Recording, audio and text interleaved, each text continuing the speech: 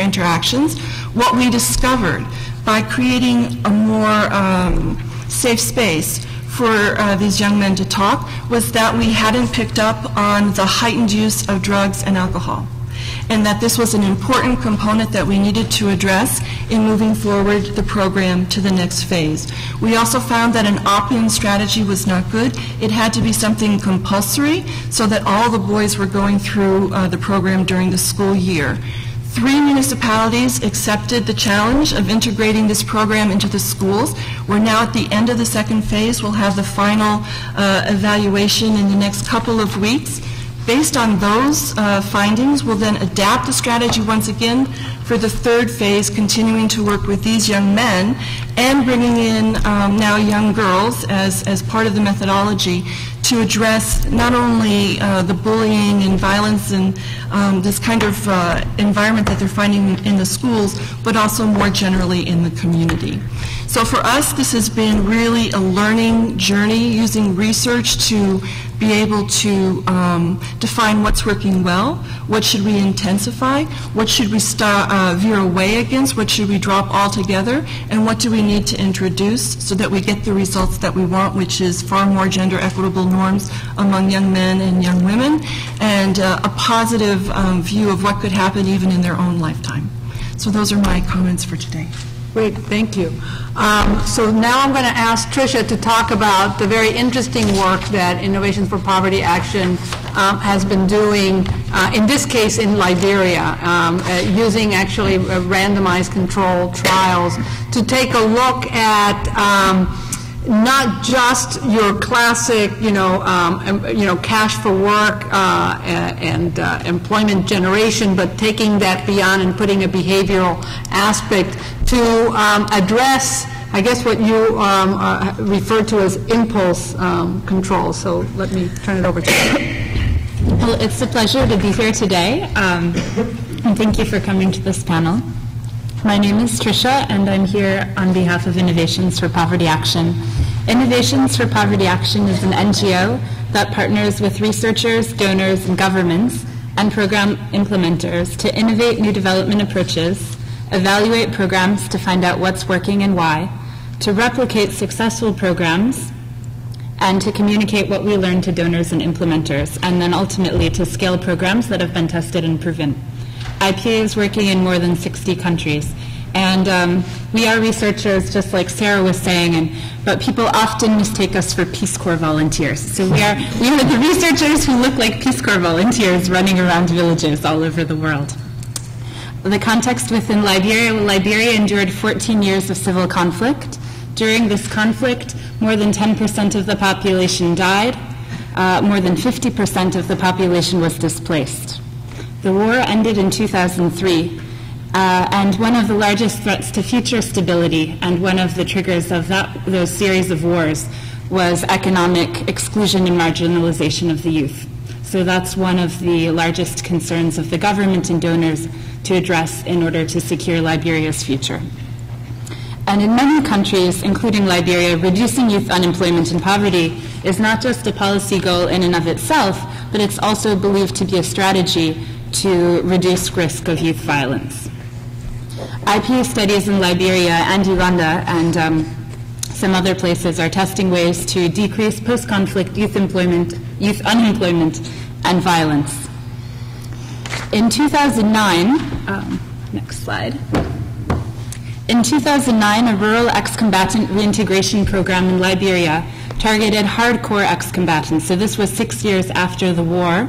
These were gentlemen who were still roaming around with their fellow warriors involved in illegal resource extraction activities. This DDR program, run by the NGO Landmine Action, now Action on Armed Violence, was a best practices DDR program trying to take all the lessons learned during the regular DDR process and to make a more successful program for these hardcore ex-combatants who hadn't been successfully reintegrated. The program was designed to be broader and more intensive. It was 3 to 4 months residential. They went out to the mining areas into the deepest, darkest parts of the jungle and invited people to come and provided transportation. And the program included agricultural training, both in the classroom and in the fields. psychosocial counseling, relocation assistance at the end, and a startup kit of agricultural inputs. To evaluate the program's impact, Innovations for Poverty Action used a randomized controlled trial. This was something that was designed before the program even started. We actually evaluated one cohort. There had been previous cohorts. 1,330 eligible applicants were randomized to a treatment group or a control group, and those who were randomized to the treatment group were invited to come on the program. Post-program differences between the treatment group and the control group are what we measure as impact. So the results. 66% of those offered a slot on the program went, and the program led to a moderate increase in agricultural activity. So this graph, you can see, I didn't provide the baseline data, but at the end, the end line took place in 2011. This is what the treatment group and the control group were up to. And you can see that levels of agriculture are actually fairly high in both groups. There was a difference for the treatment group, but it's not that large, given that they did receive 3 to 4 months of vocational training. The program also led to a large but not statistically significant decrease in illegal activities. In this graph, the 0 impact is the line, and so if there was a decrease in the treatment as compared to the control group, you see it go under the line, and if there was an increase, you see it go up. And so what we saw was not that the NGO, the people who funded the program, were hoping to shift these ex-combatants entirely out of illegal activities, and what we saw was that they have a portfolio of many activities that they use for economic survival. So we didn't see them entirely drop mining, but we saw them reduce the hours engaged in mining and increase the hours engaged in agriculture. So this is a graph of hours worked in the past month on each activity. So we were seeing a shift, but it wasn't a full pronounced dropping. In terms of poverty impacts, we can measure income or we can measure expenditures, but for farmers and manual laborers, those things are very variable, and so household assets are a better permanent measure of income. We saw a 20% increase for the treatment group, which is fairly large.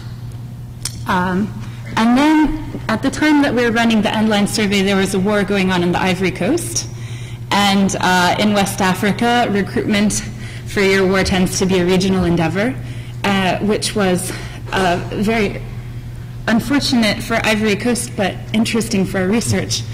And anyhow, so the guys who were in our study were actually part of the networks that would have been called into Ivory Coast. And so we asked a series of questions about, had somebody come to them, had they gone to a meeting, had they been offered money to go, and we did see that the treatment group, so we didn't see decreases in relationships with ex-combatants, which you can imagine if you send somebody to ex-combatant summer camp, they'll make new friends who are ex-combatants. Mm-hmm. So they were still friends with ex-combatants, but the types of interactions that they were having with fellow ex-combatants were different. So the treatment group was members reported less contact with potential recruiters, which is very exciting. The results are not they're large, so I think it's like a negative 30%, but they're not statistically significant due to heterogeneity. So if you have something that impacts Sarah differently than me, then that increases heterogeneity and increases the sample size you need to pick up a statistically significant impact.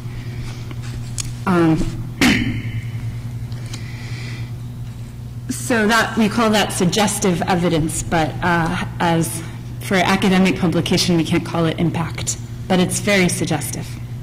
So following this landmine rural ex-combatant reintegration program, we had a few questions. Specifically, if you bundle all of these things together, those are a lot of interventions and it costs a lot of money to run, and can you really run that at a large scale for Liberia's youth?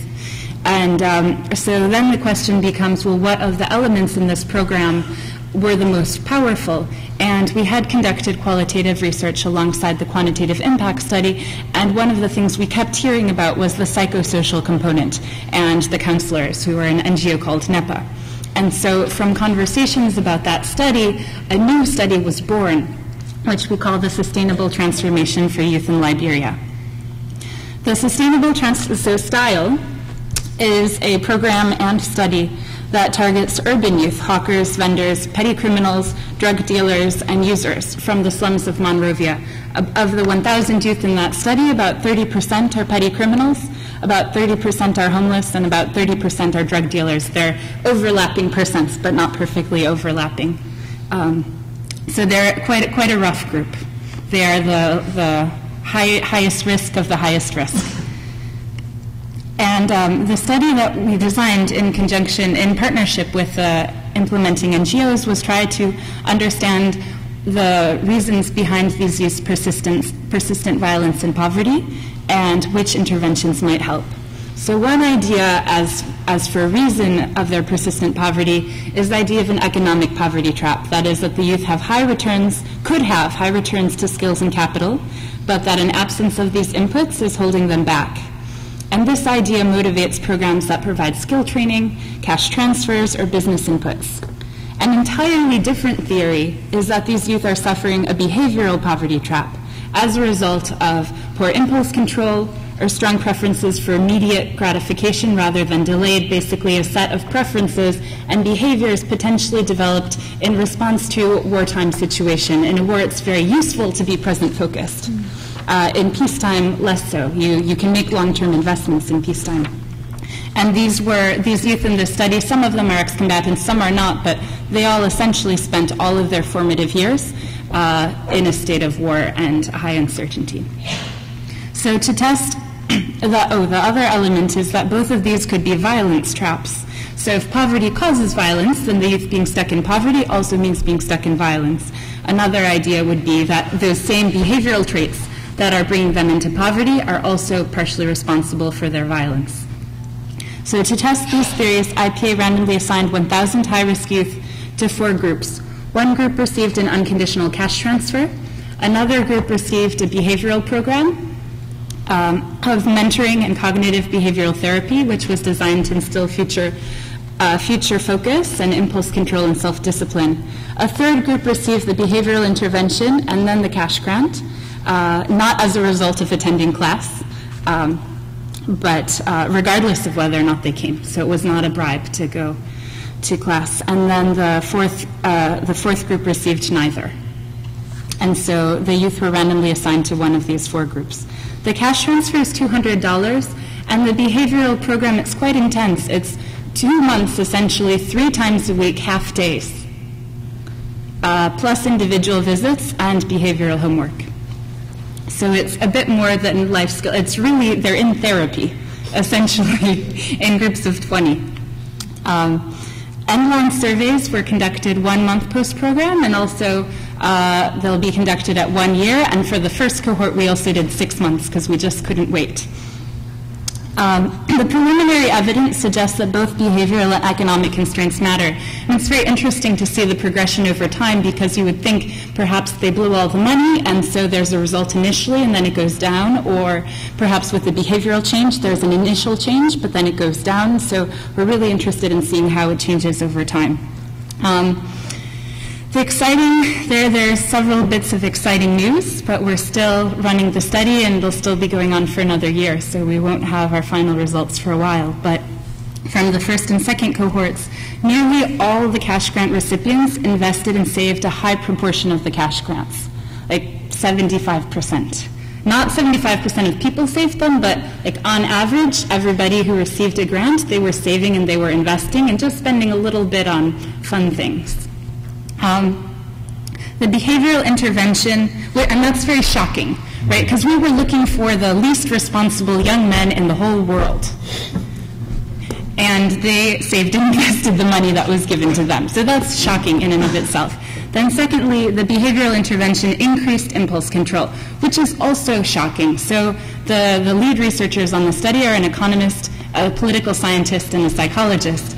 And both psychology and economics says you can't change preferences once a person's an adult. You can change them once they're a kid, but when they're an adult, they're as patient as they're ever going to be. So this evidence points to that not being true, and that's very exciting. Now this, again, is a very extreme group. So perhaps if you were trying to make me more patient, you may be less successful. And so then the third is there were falls in drug use, crime, and propensity and violence from both treatments. and there was an increase in the amount of business assets from both treatments. And the story really starts to play out when you look at all the 4 groups and you look over time. So I'm just going to show you one graph, which I love, and it's very interesting. So this is just one of the outcomes that we're looking at. It's the level of business assets. So most of these guys are small businessmen in the streets of Liberia's capital city. So if you see those trends, this is level of business assets. So there's pre-program, that's baseline. There's 2 months post-program. So after counseling ends, within a few weeks they get the money. And then within a few weeks we go visit them and measure. So that's that first end line. And then for our initial group we did a 6-month end line. And so right after, you can see they all look sort of similar. And those 2 ones that you see trending upward, those are the 2 groups that went to therapy. And the group that's on the lower line, that's the group that went to therapy but didn't receive a cash grant, and the higher group is the one that went to therapy and did receive a cash grant. So what you see is that the 2 groups that went to the behavioral change program, there's some sustained something going on that's leading them to hugely increase the amount of assets they have. Just look at those numbers. You're looking at a beginning of 40 and it's going up to 140 in 6 months. So that's quite striking. Now, this is a group of 100 people. We had statistically significant results with a sample of 100, which was shocking to us. So please take these with a grain of salt, because our full sample is 1,000. Maybe those 100 men were exceptionally strange. So take it for what it's worth. But those results are very interesting. So you see the group that didn't get money but received behavioral change, they're also taking off. And the group that received money, they went up a bit, but they kind of stagnated. So the other thing to know is the behavioral change program was set to cost about $200 to run per person. The cash grant was also set to be $200. So if you're comparing that red line to the blue line, I think we spent $200 on each of those guys, but the guys who went to therapy are doing a lot better on an economic measure. So I think it's interesting. And takeaway lessons. Youth, even street youth, have potentially high returns to capital. Lack of credit and capital are real barriers to self-employment, both farm and non-farm. We think it might be wise to match any skill training with capital. Without capital or employers, the returns to technical and vocation skills are lower than capital. Cash transfers are one way to relieve capital constraints and raise informal employments. And behavioral change programs have potentially highly impactful, are highly impactful potentially, and can potentially result in sustained behavior change with potentially sizable economic impacts that surpass the impact of an economic intervention. So we'll have more results in a year, perhaps a few more results in 6 months. But stay tuned. Thank you. Thank you. Fascinating. I mean, we often think of, certainly as economists, we don't necessarily think of the behavioral component, but I think part of what we're seeing is it matters.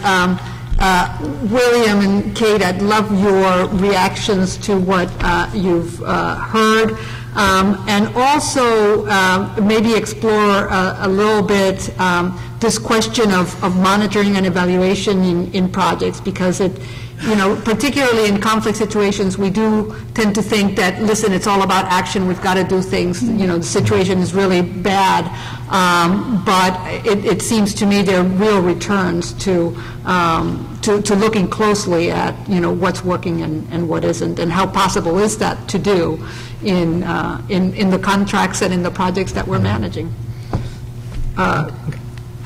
William, please. Thank you.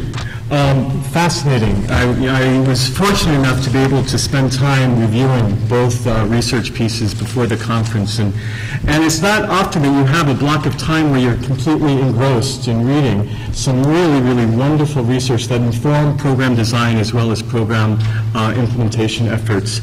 And when you talk about being both a social researcher or a social scientist and a researcher and a practitioner all rolled into one, I think that's really important for us to constantly keep at the forefront of our mind when we're implementing projects in really challenging environments. Very briefly, just to give you the context of where my questions and where my own comments will come from, I most recently managed a project in Afghanistan for DAI, the Local Governance and Community Development Project. And about halfway through the project, we significantly revised our performance management plan. And we incorporated random sampling perception surveys to better gauge the impact of the project interventions that we were implementing in the communities where we were working. And it significantly changed and enriched our programming and encountered many of the assumptions that we might have had at the beginning of the project, and had we taken the time outside of the program to really design strong research and evaluation and methodology sampling frameworks, would have significantly strengthened our programming from the start.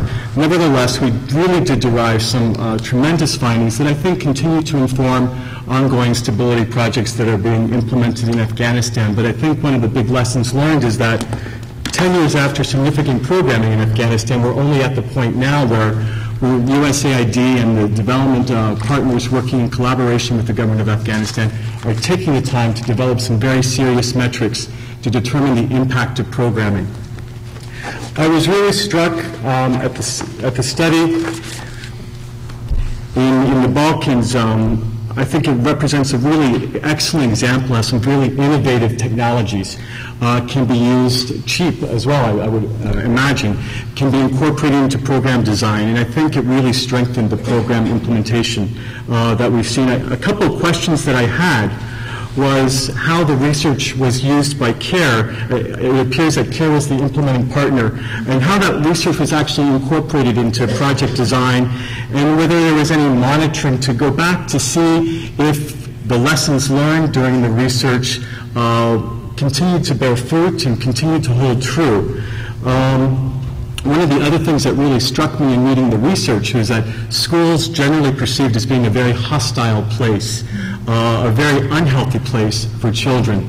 And I saw a lot of focus on peer-to-peer approaches, and you mentioned work with PTAs, but teachers themselves seem to be a force to be reckoned with, and that teachers really needed to change a lot in terms of their interactions with children, their involvement with children, their approach with youth to really make a difference. And was there any kind of program associated with reaching out to teachers?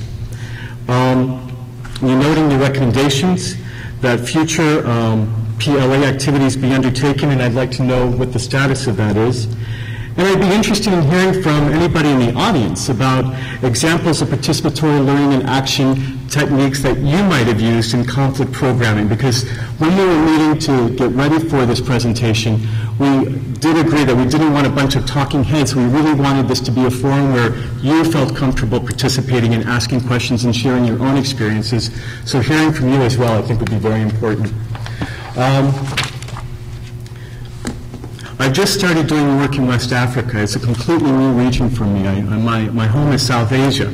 So I was really struck by Trisha's research and the research of innovations for poverty action in Liberia, and learned quite a bit. And just some of the questions that came to my mind as I read Trisha's research was, I know that you focused on, there were two levels of research that you considered. One was the community level, and one was the individual beneficiary level. And you decided to focus on the individual beneficiary level, and I'm wondering what the rationale for that was, and has there been any research in the communities themselves on the impact of this training of ex-combatants?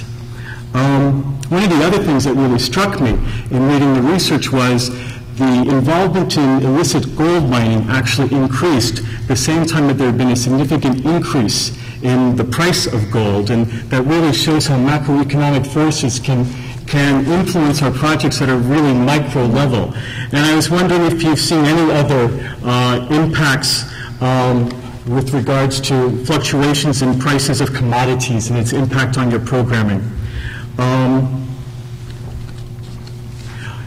I was wondering as well as if this research design, which I think should be considered in every kind of project design, how was it conceived? How did you decide to partner with the organizations that you partnered with to actually do this research, and how is this research being used by, I guess, the implementing partners in terms of project implementation.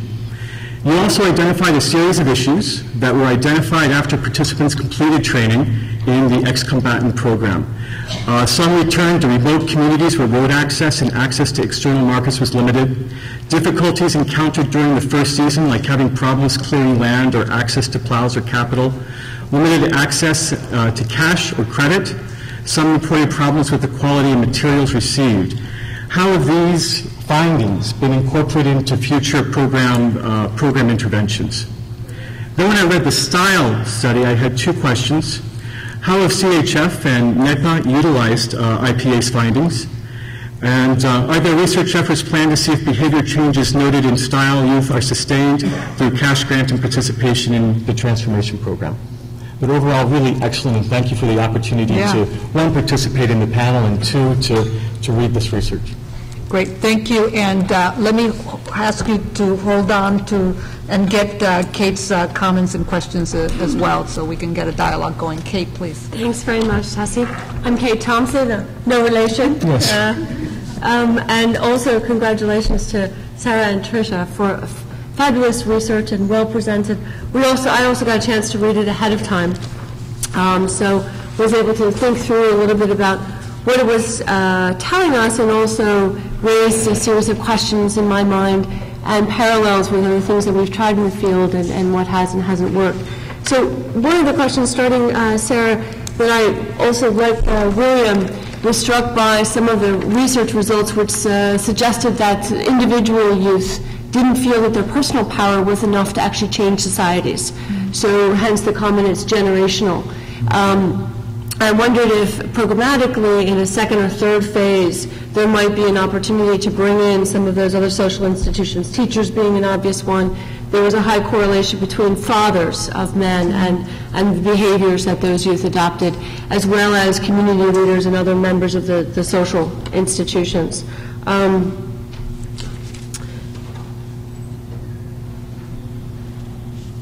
Trish, I was quite interested in your research as well, and would be more interested in the results as they evolve over time, to see if there are any compounded results there that could be scalable, because that strikes me as something that both of these programs really need consideration, sort of how do we scale them. I was also struck by sort of what does and doesn't work on the demand side. So we talked about inputs, we talked about both cash and skills, but I wonder about the demand side and the need to create markets or link markets and the role that the private sector can play in that. Because obviously, in some cases the private sector is not developed, but in other cases, like in Egypt and what we saw throughout the MENA region, is that the elites and others crowd out youth from accessing either public sector or private sector employment. So the question is, what more can be done in terms of creating markets, which also is about know-how. So skills are one thing, but know-how and experience, supply chains, and the rest of what it will take to create sustainable employment. My thesis is that employment is as important as it is among youth in particular, because it gives them access to the normative patterns of social maturity. So it's employment or means of or income that enables them to marry, that enables them to buy land or a home, that enables them to have children, that establishes their role in the community, their wealth sharing, power sharing, decision making. And so conflict disrupts that pattern, those normative social patterns. And typically, I think employment is catalytic in that it's typically the first piece of the maturation process. But it begs the question about what are some of the other ways of getting youth in conflict-affected states back on track in terms of the normative social patterns, so that they can become fully integrated through use of other mechanisms, not just employment, which is one very important one, but other sorts of interventions, land reform, discrimination against ethnic groups, which tends to cause reignite conflicts, and other things. Some of my other thoughts, sort of more broadly, are that I don't believe that entrepreneurship is a silver bullet. I think that ventures fail, and they fail in developed countries, and they fail in emerging markets, and they fail in conflict-affected states with probably even greater frequency. So in and of itself, I'm not sure that entrepreneurship is the panacea of solutions. So what else can we do relative to introducing private sector know-how on markets, supply chain? What can we do when we look at public-private partnerships? When we look at local governance in particular in conflict-affected states, they typically are not able to provide the essential services that their people need to bring them the legitimacy that they need for long-term stability. Is there a way programmatically that we can create programs that target youth entrepreneurs but give them a ready-made demand, which is be able to provide essential services in some kind of concessions or public-private partnerships that would both introduce greater levels of legitimacy for the government, provide services, and create employment and income? The tension there for us as practitioners is that it does call on us to refine the relationship that donors often have with NGOs who are providing their services often at no cost. And so it introduces other elements that need to be worked through in terms of how we might program some of those interventions. So those are some of my initial thoughts, and look forward to a discussion and more questions from all of you. Great, thank you. Sarah, can I ask you to address the question? Sure. I'd just like to start by saying that as a development practitioner, social scientist, I subscribe to the philosophy that research can and should be a parallel process of social change. So that, particularly with participatory research or the PLA research that we're doing here in the Balkans, the fact that you're involving people in framing the issue, in collecting and analyzing the data and determining the way forward, helps them begin to open their horizon of understanding and engage hopefully in a new way on an issue that they're grappling with. As a development practitioner, having worked for so many years with a large implementing organization, I can tell you the first place you need to start to change is with the project staff. And in this kind of a complex setting where there is just so much tension, so much stress, so many different moving parts, we spent literally the first 9 months of this project talking to ourselves and understanding what is gender inequality within this particular context, this post-conflict setting, these 4 separate countries, how is it expressed in terms of violence against self, violence against peers, violence against women. Really just, not just, having the same lexicon and making sure we're all understanding the same terms, but coming together to have a much deeper understanding of what is it we're trying to do.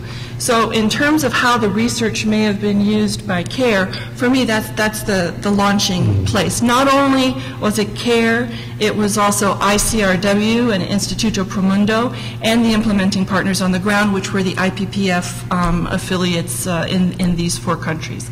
Then, in terms of the kind of rich qualitative data that were coming out from these series of participatory learning and action exercises, all of the phrasing, the concerns, the complexities were teased out and integrated into the various kinds of behavioral change platforms that you saw, like our Sims game. So those characters were speaking the language of the youth that they were trying to influence, of course.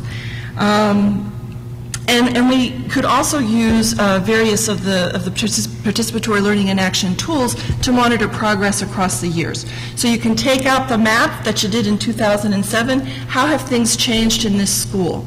And why? Now where are there areas of violence or bullying?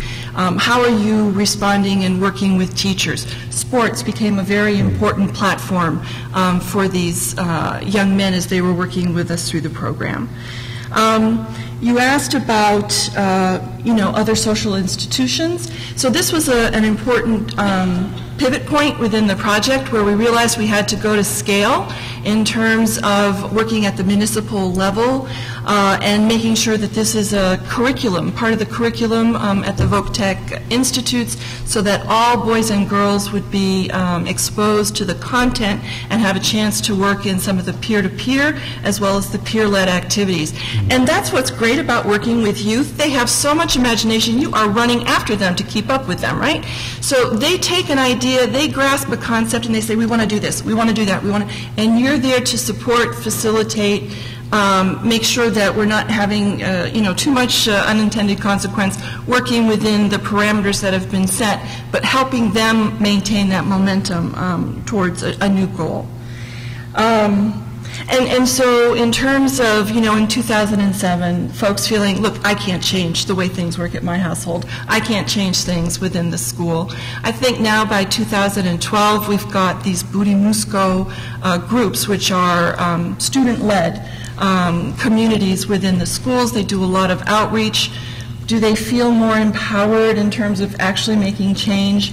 I'll know with the inline evaluation coming up. But have they, grasped an opportunity to make a change? That I would say yes, and that in itself is a first step. So I thank you for your questions. Tricia. Okay. So in terms of how this partnership began, back in 2008, I think, perhaps earlier, Chris Blattman, who is the lead researcher on these studies, came to Liberia at the time that the UN Peacebuilding Fund was trying to figure out essentially if you have, I don't know the exact numbers, but let's say if you have $100 million to keep Liberia from falling back into conflict, what would you do with it? That was essentially the question that they were trying to answer. And so ministers and heads of aid agencies were around the table, perhaps some of you in the room, so if I'm telling the story wrong, please forgive me. But they kind of presented, here's what we know works, here's what we don't know, here's what we don't know. It's not that we don't know the center. We think that this probably is a really good idea, but we don't know. And so IPA's entire research portfolio in Liberia came out of a bunch of very wise people sitting around a table and saying, we think these are our best ideas, but here's what we don't know about them and what we would like.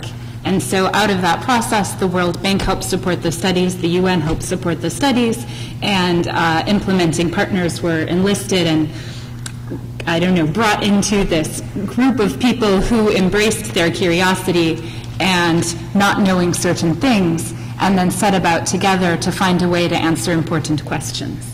And so CHF was brought into a research partnership. Intentionally, they were interested in working with high-risk youth in Liberia, and they had some experience, indeed quite a lot of experience, perhaps one of the more experienced NGOs. They hadn't worked with criminals. I mean, sending your program staff out onto the streets and saying, I don't want you to bring back young men, I want you to bring back armed robbers. Could you do that for me? If they're petty criminals, okay. Drug lords, great. Bring them in. Okay, so just imagine, as a program manager, you are supposed to recruit the 100 scariest people in the land. It is essentially the assignment. And, and then you're supposed to give them $200 cash. We were terrified. The first 100 people, 100 times 200, imagine they're armed robbers. So it was very scary, but the reason we did this, the reason we started this is because something's got to be done with these guys and nobody knows what to do. Nobody knows what's motivating them and how to change it. And we all embraced the challenge and went in on this together. And even though psychologists and economists say you can't change preferences, we'd seen evidence in the rural ex-combatant study of something going on, and it was interesting. And it was worth finding out. So the whole study design, it came out of a joint curiosity and a shared passion for the questions and the issues, and a desire to figure out what works. So a little bit about the NEPA, the Behavioral Change Intervention. NEPA is a Liberian NGO. It's essentially a voluntary membership society. Think Alcoholics Anonymous. It's led by former commanders. The members are ex-combatants themselves. They did a lot of contracting during the DDR process. They've been trained by all sorts of psychosocial counselor people who've flown into Liberia for 1 week here and 1 week there and have trained them. But the way that their trainings work, they've developed this whole curriculum themselves. It bears resemblances to common practices in Western psychology, but there's a module on controlling your dirt. They're just things that looked weird to me. I came in and I'm, what is this curriculum? We really think this is going to change things, but they really believed it would, and we had seen something and we didn't know what it was, and so we trusted them and their curriculum, and it's incredible actually. Though in terms of scalability, groups of 20, and again it's like Alcoholics Anonymous, so if you graduate and you've really embraced the concept of this transformation and been transformed, then you're invited to transition into a leader role. So it's actually infinitely scalable and pretty cheap. In terms of changing normal social patterns, so yes, the impulse control is one bit, which we're particularly interested in, psychologists and economists. But I think NEPA themselves, if they were to describe their work, it's about bringing the children back into the fold. They're older. It's about changing who is your brother, your big brother. There's this idea in Liberia, perhaps other parts of West Africa, of your big brother who, when you get into trouble, he's there for you. He's the one you go to for advice and counsel. Changing who is that person that you look up to you, who will vouch for you when they get reintegrated into a community. The community says, I don't want this person in my community. And the big brother figure says, no, he's different, I promise, you have any trouble, you call me. So it has another social reintegration, changing patterns, a family reconciliation where the counselor actually goes and takes you. If one of the things holding you back is that you've broken all relationships in your life, and you need a second chance, they help facilitate that process. We've had study respondents who during the program, they break all their relationships again, and so we go looking for them for a survey to their contact person. Their contact person says, you find that bastard, you bring him to me, because he stole my money again. And we don't do that. That would break our relationship with the research subjects. But they're in a very tenuous position, and some of them are ready to change, and some are not, and some are wanting to change and need to learn how. So I think that kind of leaps over to the gold issue. So we don't really necessarily care whether or not they're gold miners. We care who they're looking up to. So the scary thing about the gold mines and the diamond mines is that if there's a war, it's a great spot. Essentially, if you're fighting a war, you need human resources. And the faster and easier you can get them, great. So think it's like the parking lot at Walmart or office, Home Depot for construction workers. You want one-stop shopping. So the scary thing about those resource hotspots is you can go there and you find the boss man, and in theory he could mobilize a bunch of guys. So we want guys who aren't going to be mobilizable by the boss man, and maybe that's getting them out of the gold mining area, or maybe it's just changing their aspirations and their reference groups. But I think it's very promising. The increasing gold, there's this path between the diamond mine and the gold mine, and like the men traipse back and forth depending on the price, and then the ladies go back and forth depending on the need for services.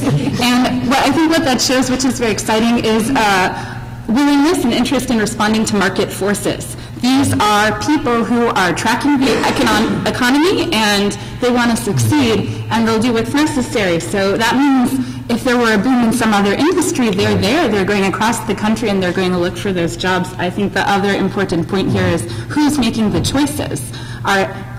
Are you rolling in with the program telling everybody they need to be barbers? Are you deciding Liberia needs 100 barbers? Or are schools opening up in Liberia offering training, and these guys vote with their feet? They take their $200 and they say, I think the money is in selling tarpaulins wholesale, and they go in with four of their friends and start a business.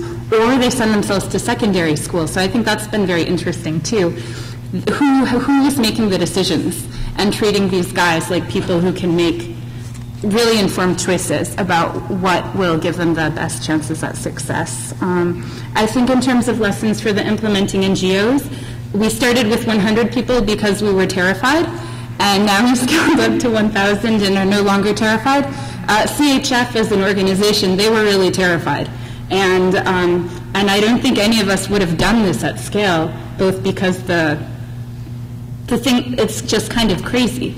But the willingness to be bold together and try at a small scale and see where it leads and then embrace it. I think CHF is now willing to do this at large scale, and indeed interested, if there are any representatives from CHF who want to correct me. feel free, but that's my understanding. So anyway, NEPA is willing to scale up, CHF is willing to scale up, and we're excited about the possibilities. Great, thank you. So this actually has been a very interesting exchange, and I want to make sure that we've got time here. Actually, William sent out a general question to all of you. I've got a ton of questions, but I want to make sure that we have your input as well. I would like to hear your answer to the question that William asked, which is, are there other examples here of, participatory research or RCT or other kind of research that's been done in the midst of, a conflict or post-conflict environment? What has been the experience with that and lessons learned? Because I have to say that, I sometimes do wonder, I think we're getting better at it, but I think that a lot of times we don't have vehicles that allow us the luxury to be doing the type of research that we should be doing.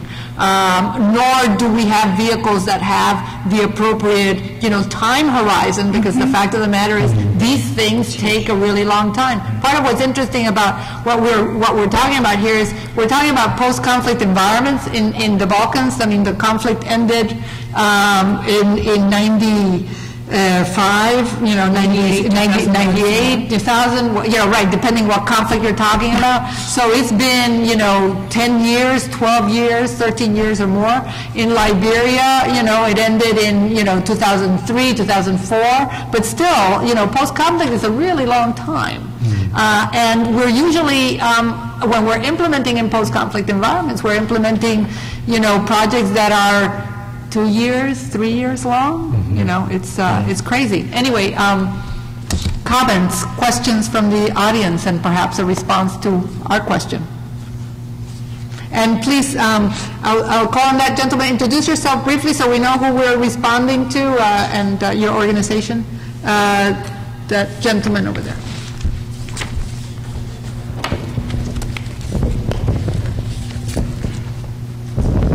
Hi, I'm Hap Carr from CRS. A question for the Liberia study, and actually two questions about choosing your beneficiaries, the people that you're working with. What kind of criteria did you use to make sure that the pool of people you're working with were all relatively the same kinds of people? And then, did you have any ethical issues in excluding the fourth group? Go ahead and answer. Okay, just really quickly on criteria, we worked with NEPA, which has many years of experience with this group and our staff, and how would you know if a guy fits the criteria? And you didn't have to be a criminal to be enrolled in the study. You just... There's no certificate? That would be funny. You just had to be a person involved in high risk, perhaps self-destructive, perhaps community-destructive behaviors, living really on the edge. And so we've got some good guys who are just really ultra poor, and then we've got some less good guys who are not actually poor, but it's a mix. So just really relying on the expertise of our partners and explaining also the motivations of why are we looking at this group and how do we think the program will affect them. And then that gave the people recruiting kind of a aha moment. Now we understand who you want. In terms of ethical issues with randomized controlled trials, the big question is, isn't it unethical to randomly exclude people? There are thousands and thousands of these guys in Liberia, and there's not money for all of them, and so it's not actually random selection is one of the fairest things that has ever happened to this study population, and they're incredibly grateful for the transparency. They actually pick the chip with their own hand, and it's in their own fate, and they haven't paid anybody to be in a program. So I think it's one of the most ethical methods of program selection. In a situation where the program was governmentally mandated to go to all people simultaneously, then you hit a hitch, but otherwise it's okay. Somebody else had yes, that gentleman in the back. Hello, I'm Todd Diamond from Chemonics International, and I've just returned from a project in Afghanistan. And like William, I understand the nascence of this in Afghanistan compared to the regions where you guys are working. A question about this, I mean, obviously you hit on this with it being a post-conflict environment and there being an opportunity now that sort of the dust has settled to engage people in this regard. The question I have, and I've got some reasons why I'd be a little more skeptical in Afghanistan than the places where you worked, but my question is, was there institutional support? I mean, was there a reason that nobody had to fear participating in this program? Because in Afghanistan, for example, there are different motivations at this point about whether someone would participate in a program like this at all. And then just more generally to that, do you think this can work in a conflict environment, basically, which is where we're at in Afghanistan? And we talked about, you talked earlier about development now being done more and more in this kind of environment. Can the work that you guys are doing on your research, can that only be done 2, 3, 5 years after the fact, or can it be done in a more immediate environment? I'd actually like for our panelists all to provide a perspective on that. But Sarah, what do you think? Well, for the work that we were doing in the Balkans, the fact that it was several years out, I think, meant that there was more stability. It was easier to gain access to these young men, and they knew that things could be different. So there was, a plateau of hope and aspiration. Could you go into settings where you're really in the middle of a conflict? I've got another example from Somaliland when I was working with CARE, and we were looking at maternal mortality and behavior change around female genital cutting. And actually, the crisis offered a window of opportunity for rapid change that I don't think we would have seen when the dust had settled. So it's probably, very context-specific, very issue-specific. And for me, it's going in and with your partners on the ground doing a deep dive and knowing what you can do in that particular circumstance that won't do harm, will move the needle forward, and that at a pace that's going to be right for the situation that you're in. So. Thank you. Kate, did you have a perspective on that? I want to say William for last because, in fact, I know you alluded to the RCT work in Afghanistan. I was also just sort of running through the countries, Afghanistan, South Sudan, and I think it would be very situational. So first, I think both programs would have to be a voluntary basis. But whether or not you could actually move the needle forward on something like the Balkans program and in Afghanistan, when there's so many constraints in the environmental aspects, I would question that the time is right. I think picking the right time for certainly a program like that, and maybe both programs, will be situational specific. I think the Liberia program would in fact work in South Sudan right now, even though we're not fully clear of conflict or just getting clear. It depends on what day it is. But in Afghanistan, I would question whether the incentives would be right for a program like that to take hold, because the incentives tend to go the opposite direction in many parts of Afghanistan. Thanks, Kate. William? When I was preparing for this presentation, I came across a statistic which really kind of troubled me. And it was a statistic by the International Initiative for Impact Evaluation, published last year, that said it identified 165 stabilization efforts, only one which had an impact evaluation which met ADS 203 standards. I was kind of stunned by that. And when you talk about having 9 months to actually just work with your staff to come to clarity on terminology and understanding, I mean, working on 6-month contract extensions for 2 or 3 years just does not allow for that type of environment. So I think it's incumbent upon us as development practitioners and managers to really push back and lobby that we require this time to do effective work and to actually save money. Last month, I think relatively recently, Afghanistan Stabilization Unit in USAID has just set up what they call Measuring Impact of Stabilization Initiatives, MISTI. It's been set up in 2012. I mean, this is 2012. Where was this unit, which is going to do extremely important work, measuring impact across all stabilization programs, going by the same metrics, using data that's not available to us who do not have top secret clearances to measure program impact? How many billions of dollars have been spent because we did not have these indices in place at the beginning of the effort? We require this time to actually save money. So it's really a wise investment, and I would really encourage all of us to advocate to our donors, be they USAID or other bilaterals or international donors, that this is time and investments well spent and will save money. Thank you.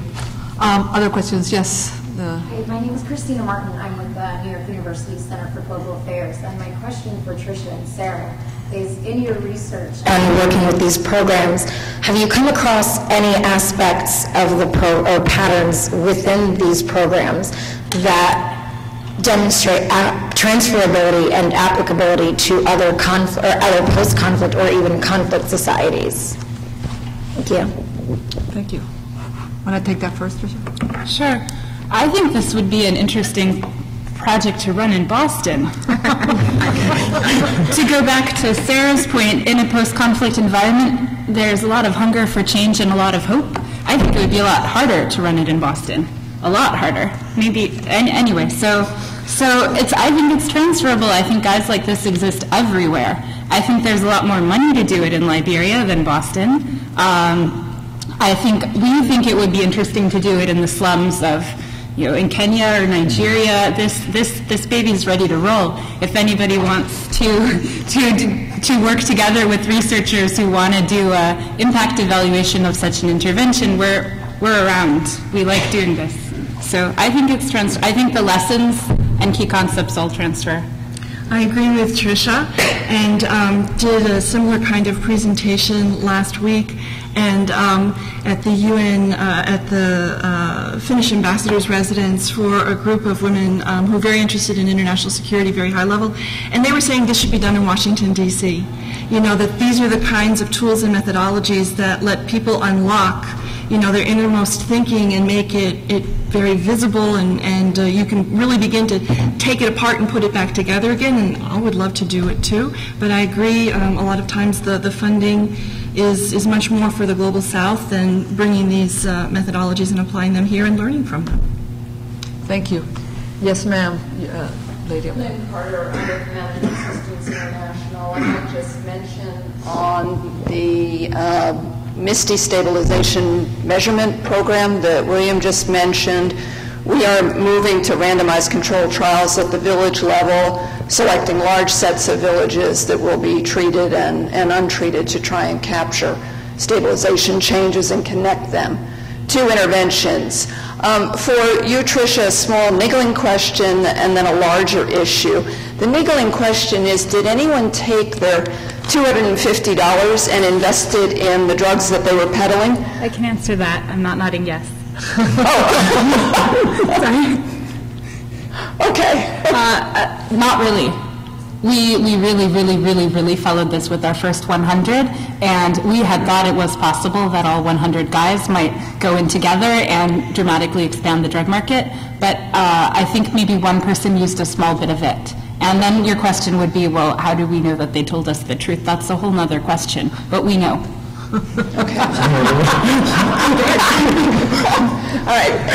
The other more significant issue, I think, is that when program interventions are fairly short, and they're often short because you're trying to reach a wider array of beneficiaries with very limited resources, there's often some recidivism, some falling away, some drop-off in the benefits, particularly when the target beneficiaries are living in a culture that does not support the changes that you have just helped them make.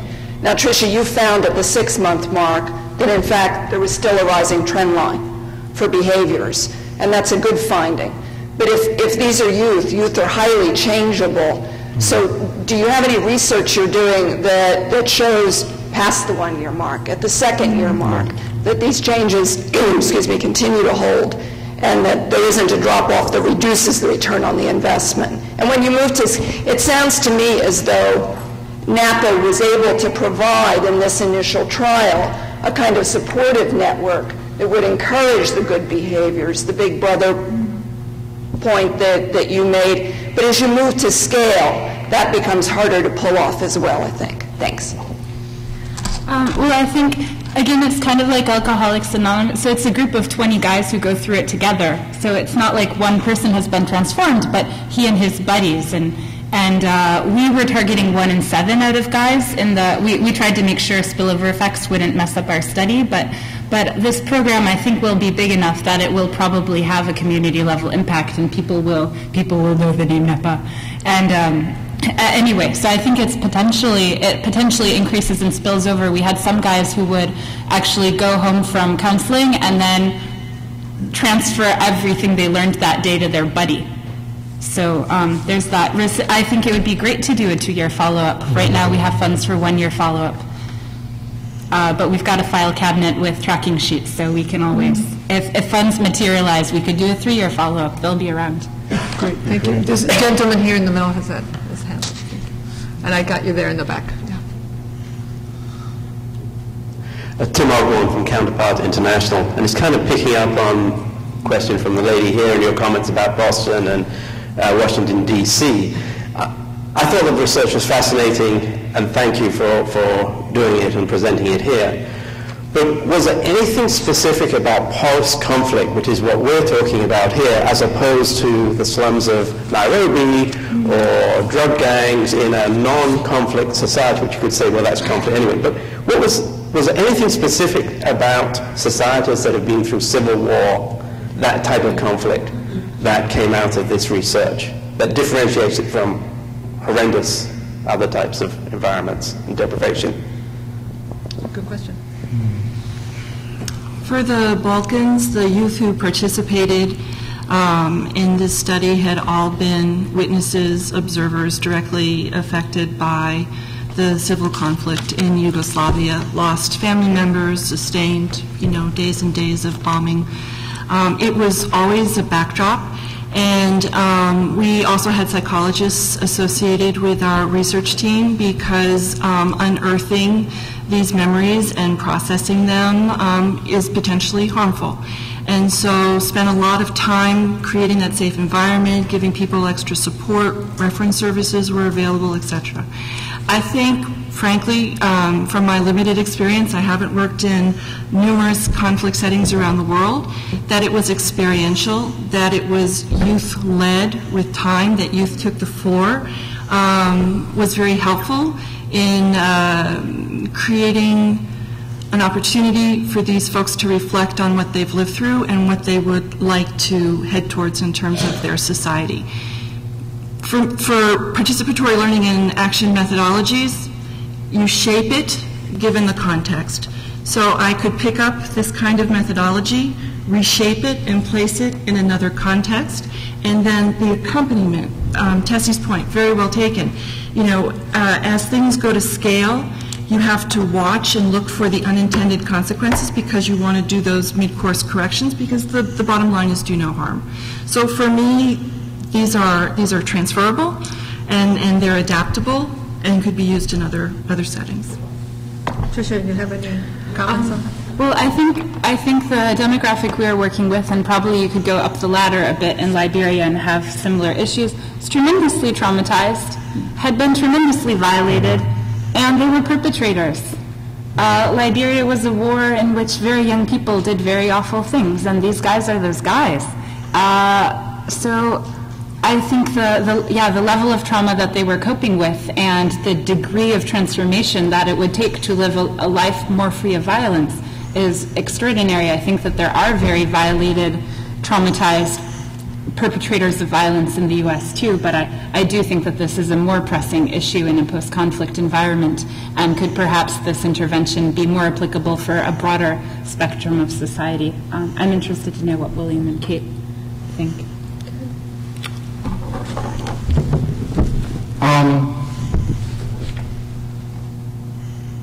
Sorry, I'm just kind of collecting my thoughts.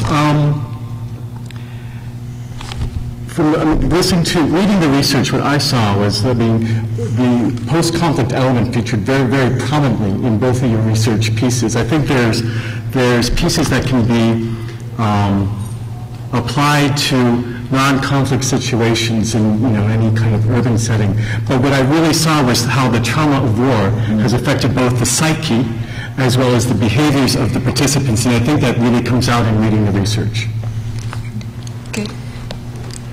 I mean, the beneficiaries, the targets are obviously trauma victims and have endured, but I think your question about is there anything about this methodology that is particular to the post-conflict environment, perhaps a greater opportunity, because people are actively looking for something different, something better, something that is a departure from the past. But I don't see starkly where there would be such a different environment where you couldn't take the same methodology and apply it to Georgia or another less conflict-affected place. I'm going to, because we're coming to the end of our session, I'm going to take the young lady in the back, and that'll be the last question. I have been told to make sure we wrap up on time. Hi, thank you so much. My name is Sherry Cram. I'm with MCC. We're a U.S. government agency focused on economic growth and poverty reduction programs. We are heavily invested in impact evaluation, so it was really exciting to hear Tricia's research and how the community is starting to apply these methods to conflict, post-conflict. And maybe I misunderstood, I'm not an expert in impact evaluation, and maybe I misunderstood the result findings, but it seemed like the first study was a bit inconclusive, maybe suggesting positive, but inconclusive. And I wondered if that is an accurate understanding, and how your program partners interpreted those results in terms of making decisions about scaling up when the results weren't statistically significant, and kind of, I assume, expensive to administer this kind of program in a post-conflict environment. So I wonder if you could tell us more about how these results were interpreted and used. Okay, well, I think there's tremendous, people already thought that this particular program was the best thing out there. So actually, I would go to meetings and I'd say, wait, we don't have results. And somebody would be up there at the podium saying, this is the best thing ever. Let's do it for everybody. So actually, it's pretty hard to stop momentum. But the results, I just want to correct, some of the results were conclusive. So that 20% increase in assets, that was statistically significant. The results on engagement in violence, moving away from more precarious activities and more towards farming in terms of hours worked, those were significant. The did they go to war in Ivory Coast thing wasn't, but that's just because not that many people were recruited, the samples, and we didn't intend for there to be a war. So the results were significant and nobody cared. That's the very short answer. Yeah. All right, I'm going to have to wrap it up because we need to end on time, but I want to thank you all. I want to thank our brilliant group of panelists.